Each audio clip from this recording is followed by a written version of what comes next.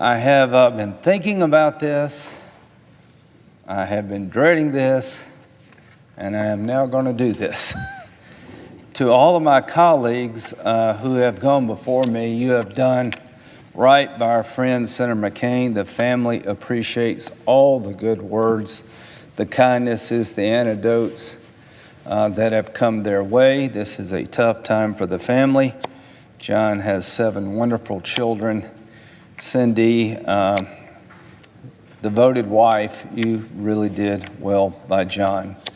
But before anything else, I just want to know, I'm going to try to make this somewhat fun, even though I don't feel in a funny mood right now. But the bottom line is, let's start off with the tie.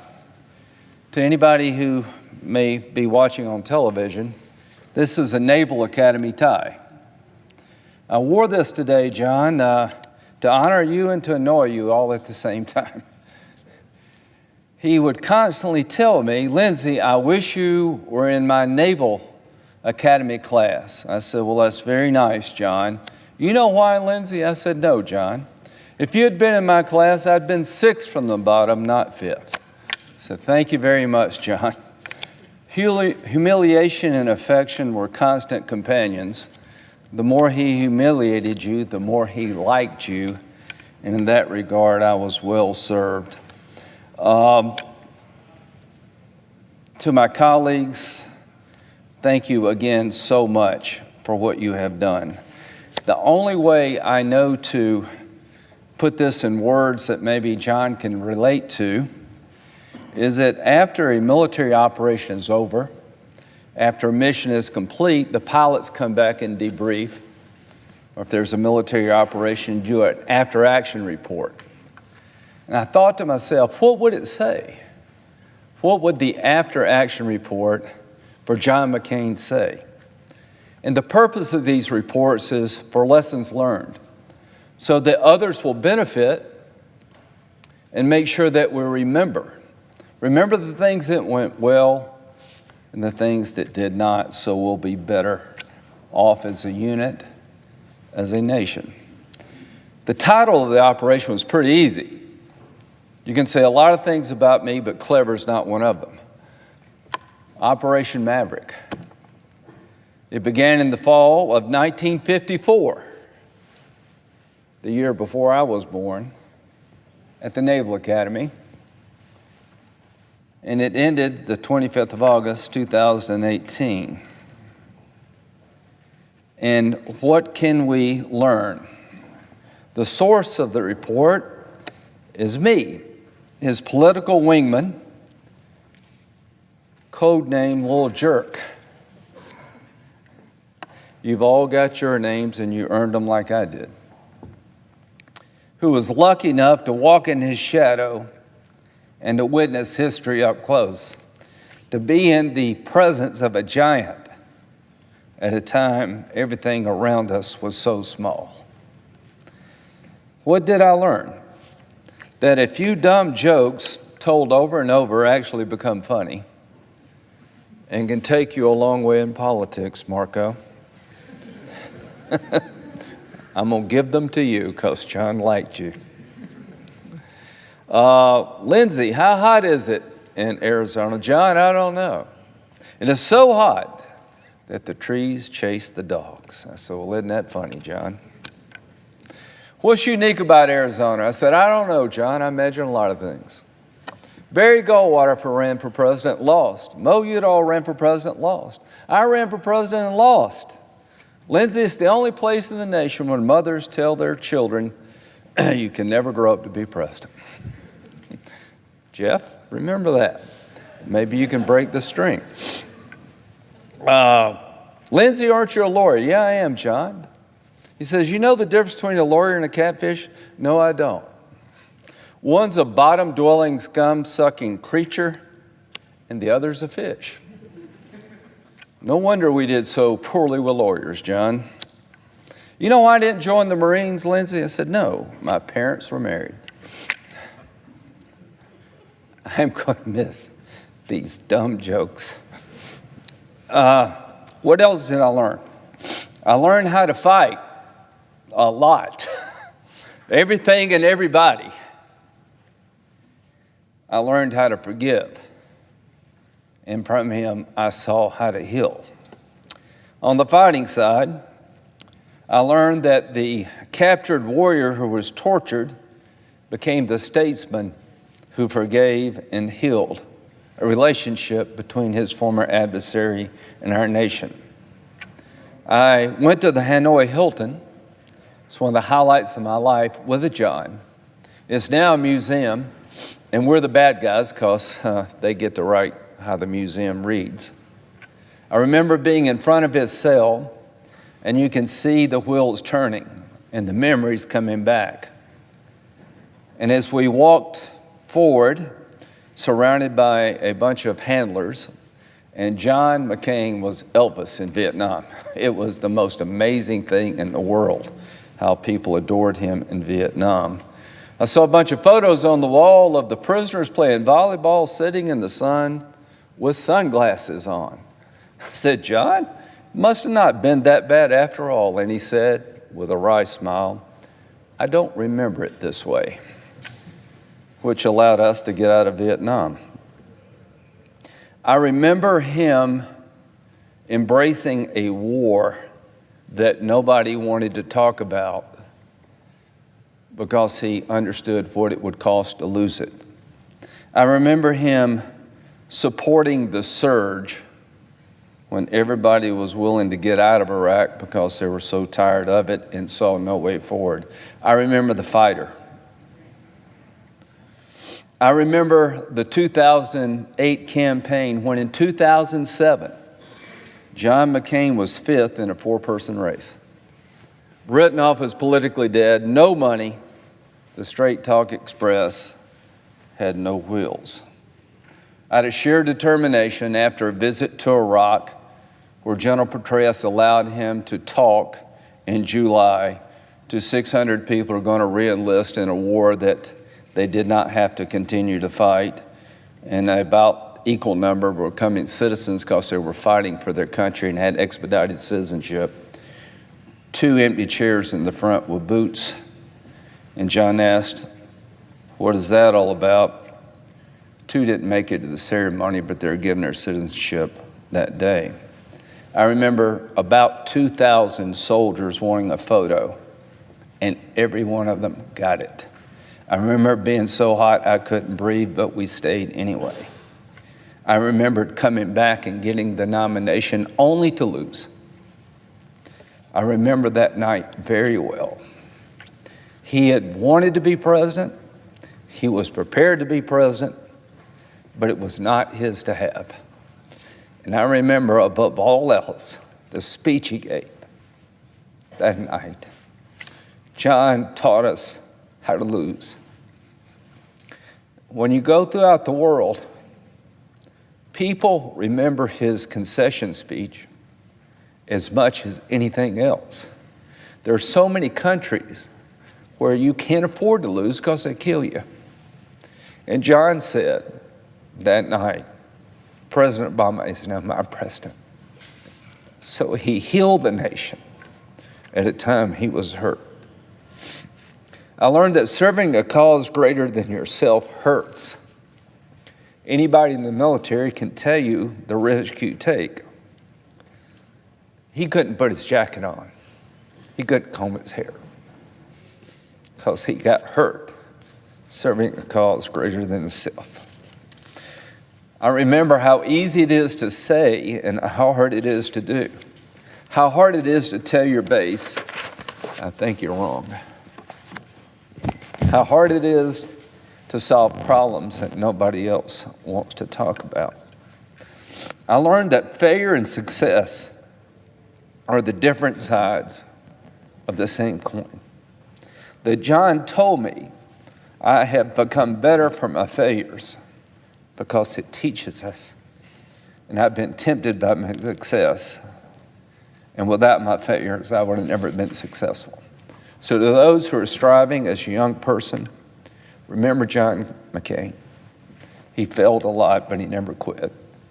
And the reason we're talking about him today, and the reason I'm crying, is because he was successful in spite of his failures. For family and friends, the after action report would say, a relationship with Maverick brought joy and difficulty. Both were your constant companion. He was a difficult man. He could be tough. But the joy that you receive from being with him will sustain you for a lifetime. And I am so lucky to have been in his presence. He taught me that principle and compromise are not mutually exclusive and the foundation of a great person as well as a great nation. He taught me that immigration, as hard as it is to solve, somebody's got to do it. And he said to me with Ted Kennedy, you're going to learn, Lindsey, that the other side has to get something too. I have learned that lesson. To my friends on the other side, as long as I'm here, I'm going to remember that you have to get something too. He taught me that when good ignores evil, it may be convenient, but it seldom works. He talked about what would happen in Iraq if we left. He was right. He talked about what would happen in Syria if we didn't get involved. He was right. Why? Because warriors are the best, I believe, at making peace. And the warrior understands the difference between a false peace and real peace. To those who accused him of wanting endless wars, you had no idea what you were talking about. He wanted sustainable peace and understood the consequences of not seeing it through. The soldiers adored him. To those who have traveled with John, you seldom had 2 meals in the same country. You met more people than you could remember, but you were struck by one thing. We're going to really bad places a lot, and those in the military adore this man. He taught me that boldness and practicality must be practiced in equal measure. He believes in climate change, Sheldon, and so do I. But there's a practical streak about John that I think made him very successful, because he told me time and time again, you have to let people catch up with you. You have to have a rhythm and a pace. There are 100 people in this body from different walks of life. You may think you're right, and over time, if you are, it will be proven. But give your colleagues the time and the understanding to catch up with you. He taught me that honor and imperfection are always in competition. I do not cry for a perfect man. I cry for a man who had honor and always was willing to admit to his imperfection.